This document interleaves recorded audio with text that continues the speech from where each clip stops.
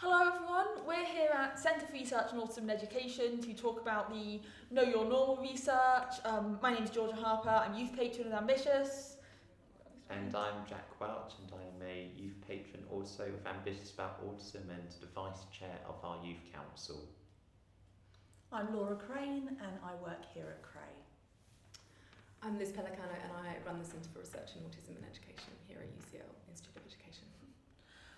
So, Laura and Liz, how did you both get involved with autism research and eventually with CRAE? So I initially got into autism research a long time ago when I was working with a little boy who was 4 at the time. This was in Perth, Western Australia. And I started working with him and his family. He had very little language, so 1 or 2 words. And my work was doing some speech and language and communication activities once a week with him I worked with him for about 4 years. And essentially I just became totally inspired by him and his family. They were amazing. They were so supportive and so resilient, and they taught me a lot, so much, about empathy and about disability and about difference. And so I wanted to get into autism research to try and understand more about autism and the ways that we can, support autistic people and their families. And then I joined CRAE 8 years ago, so quite a long time ago too, to try and lead a program of research that would do just that. As for me, I started off working as a volunteer at the National Autistic Society. So it was a befriending scheme where they paired young autistic people with young non-autistic people who were of a similar age, who had similar hobbies and similar interests. And it was from there that I got interested in autism and I applied to do a PhD on the topic, looking at memory in autistic adults. And I joined CRAE earlier this year. And the reason I wanted to work in this centre in particular was because I felt they had a really positive outlook on what autism was. So CRAE really appreciate that autism often does come with challenges and that autistic people need support. But actually autism also comes with lots of strengths, and it's important to harness those and to build on those. And the other thing I really like about working at CRAE is the fact that they really promote including autistic people in the research process. And I think, as we've seen from our research, that's really, really crucial. Did anything in the Know Your Normal research surprise you, and why or why not was that the case? I think for me, when we set out to look at mental health in young autistic people, I think we knew that the results were going to be quite negative. And that was why you chose to focus on this. But I think the thing that really surprised me was just how negative it was. So one of the things that you asked me to do as part of this research was to do the interviews with the young people to find out about their experiences. And the young people I spoke to were amazing because you could see that it was really, really hard for them to talk about these experiences, which were often really negative and really upsetting for them. But they did it because they wanted to help other young autistic people so that they didn't have to go through the same thing that they did. But just seeing how they were treated and how their mental health problems came about and the lack of support they had, it's just not good enough. And I think that's why the research is so important, and why we need to do more to support them. One of the most common comments that I received throughout the process, disseminating the survey and so on, was about the lack of similar research for older autistic adults, particularly as many people aren't diagnosed until well over the age of 25. Would you expect similar findings for those groups? Why or why not? Unfortunately, I think that autistic people are often disenfranchised for most, if not all, points in their lives. So I think if we did this research with older groups, I think we'd find very similar results, so very negative experiences. And in fact, we might well find even more negative experiences given the very, very few services that exist for adults, particularly as adults age. I agree, and I think it's just such a shame that there's not more research focused on older adults. I think this is a group that's really been overlooked, and I think we really need to do more to address that. How can we build upon the Know Your Normal findings in future research? I think the Know Your Normal findings have, highlighted a range of different things, but I think the most prominent finding is around how we're severely lacking services specifically designed for young autistic people's mental health needs. And how can we improve that situation? Well, obviously we need more services, that's for sure. But I don't think we just need any services. I think we need to make sure that we have that we're designing and delivering the very best and the most effective services for autistic people and their families. And I think the way to do that is to work with autistic people in partnership with service providers and professionals and researchers to try and develop innovative new ways to address these concerns and work out what are the most effective ways to support people. So working with CRAE has taught me a lot about how the research process works and has opened my eyes to other research that's already out there.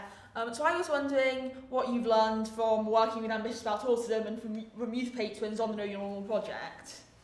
I think I kind of knew this anyway, but I think the thing that's been most useful is just kind of reinforcing how important it is to work with people who are actually autistic when it comes to research. So I don't think that there's kind of one thing in particular that really stands out. It was just lots of little things all throughout the research process, from developing the research questions to designing how we were going to do it, to interpreting the results, and also sharing them and framing them in the right way. I think it was just so helpful to have that expertise that you bring from the lived experience of being a young autistic person and who may have experienced mental health problems well. It was just invaluable, and I think it made it a much, much better piece of research than it would have been had we have been doing it ourselves. What has been the value from this research being a co-produced process? As I said, I don't think it's kind of one particular thing. It's just been that incredible input at every single stage that comes from having that lived experience. I think it's just essential. So why do you think it is that, as you've seen in the research, mental health outcomes for autistic people are often worse than those of the average population, and how can we best take action? I think many of the people that we spoke to as part of our research said, it's really hard being a young person anyway, but being a young autistic person is really, really unique. And I think that I remember one of the people that I interviewed, it was a messenger interview, and they said that, from really early on in childhood, autistic people are often frowned upon, they're made to feel kind of unnatural, and that they're not kind of normal enough. And it's because of that, it's just not surprising that they go on to experience mental health problems like this. And I think it's just kind of being doubly disadvantaged. There's quite a lot of stigma around mental health itself. And also the people we interviewed spoke about stigma associated with autism as well. And I think it's just kind of, in both respects, they're finding things hard. And I think this is why it's really important to tailor services and tailor support specifically to young autistic people. I think there needs to be better appreciation that the services that are designed around the neurotypical norm won't apply to the young autistic people we spoke to. And I think the way that we address that is just by listening to them. I mean, so many people that we spoke to said, I know what works for me, and I know that what they suggested wasn't going to offer, but they didn't listen. And that's not good enough. And I think it's about listening to people, building on their experience, and then taking that into account is how we try to make that better. From the groups where autistic people are most likely to turn to for help, which one would you say needs the biggest transformation in terms of their approach? I actually think that all groups need to take a step back and reflect on the kind of services and supports and even research that they're doing. I think we need to have really high aspirations. We need to be constantly questioning and critiquing, whether we are delivering the very services and supports that are good enough and effective enough. And to test that, we need research. And as the Know Your Normal research has clearly shown, we need research that is in partnership, is done collectively with autistic people. Okay, what have been your new discoveries from being part of this research? think it's not a new discovery about the research as such, but it's more about, in general, working with you. So when I did the interviews for the project, I came down to the youth council meetings a few times, which was so much fun. I loved all the sensory toys that were on the table and all the cake and all the biscuits and everything like that. It was great. But I got to kind of listen in on some of the things you were discussing and some of the work you were doing, and I had no idea what Youth Council at Ambitious did and how brilliant the work was, and you know, the real key decisions that you're making and the influence that you're having, and I think that's really important. And I think more people should go out and find out about that, and because it's amazing, it really, really is. And I think, yeah, everyone needs to go and look it up and find out more.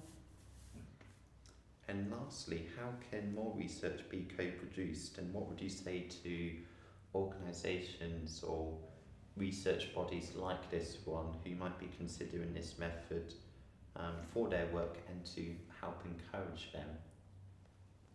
Well, at CRAE we're working on exactly those issues. We believe that the more research that is done together with autistic people, the more relevant that it will be to their everyday lives. We do know, however, that some of these ways of working together are new for researchers, and for some researchers they might be particularly daunting, scary, but we would say don't be put off, because autistic people and their allies have so much experience and expertise to offer the research process, as has been shown very, very clearly in the Know Your Normal report. So we would say, come on, let's give it a go. Well, thank you very much, Liz and Laura, for answering our questions. And do you have any for us at this point? Yes, we do. So the Youth Council identified mental health in young autistic adults as a particular priority. But why research? Why did you want to do research on this issue? So when we had our initial meetings about what became the Know Your Normal campaign, we kind of worked backwards from what we kind of wanted to achieve. And one of the things that we wanted to achieve was to actually get people to listen, and the sad fact remains that often a few people's lived experience as young autistic people isn't enough, and people tend to take more seriously sort of academic research, and also because there were only 15 or so of us in that room, we wanted to make sure that the experiences that had been shared that day were wider, and it does, it really added something that we've got this research to back up what we're saying, that we've got statistics. I think that really adds to the campaign in general, and hopefully will make more people sit up and take notice. Yeah, I very much agree with that. It's partly because there has been research that has been produced already in the context of certain organisations looking into the impact of how, to much to the extent that autistic people have comorbid mental health conditions, and which is a very high percentage, around 70-80% will experience some kind of mental health issue in their lifetime. But for children and young people specifically, there didn't seem to be too much available that was out there. There is no stats already on children and young people's mental health as it stands at the moment, but in the specific regards to autistic individuals, it seemed to be quite thin on the ground in my view, and it was a real fascination of mine really, from having spoken at a couple of conferences about this before, and it would be very exciting to delve much deeper into some of the challenges faced by the autistic community and for people 25 or under. Something that I wanted to ask you was about the research process and working with us. So you were paired with us, and at the time we were complete strangers, and I wondered what your expectations were and what your experience was of working with us. I didn't really know what to expect. This is the first time, and I think it's perhaps the same for Jack, it's the first time I've been involved in anything on this kind of scale.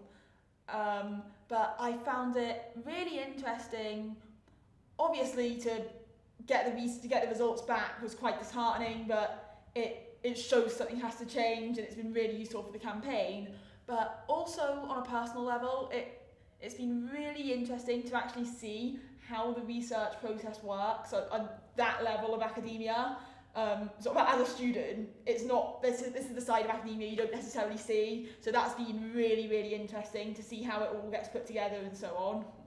And I think for me it was quite exciting anyway. I'm used to working with strangers most of the time, or people I haven't met. That's, you know, part of the nature of the work I've done already. And, you know, ambitious, you know, we have plenty of different young people coming through, so it was no struggle to start working with people I hadn't met previously, and I'd known about CRAE as well. I'd followed them on Twitter as well, so, but obviously not knowing the individuals behind the account and the people working there, but had known just to, you know, to a small degree about the work that you were doing, and it was very exciting to actually do something that would be co-produced and created by young people in collaboration with qualified and very experienced researchers in their field. And,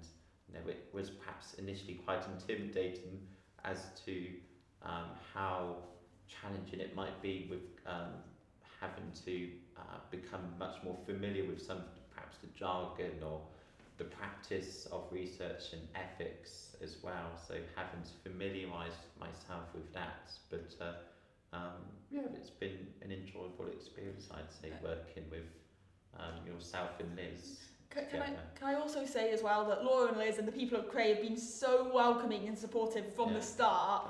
You know, I was, as nerve-wracking as it was initially, you know, once we got involved, once we got going, I think it was, you know, we got to know each other quite quickly, and yeah, I think it worked really well. It was a pleasure to work with you too. Yeah, no, it's actually been a privilege to work with you.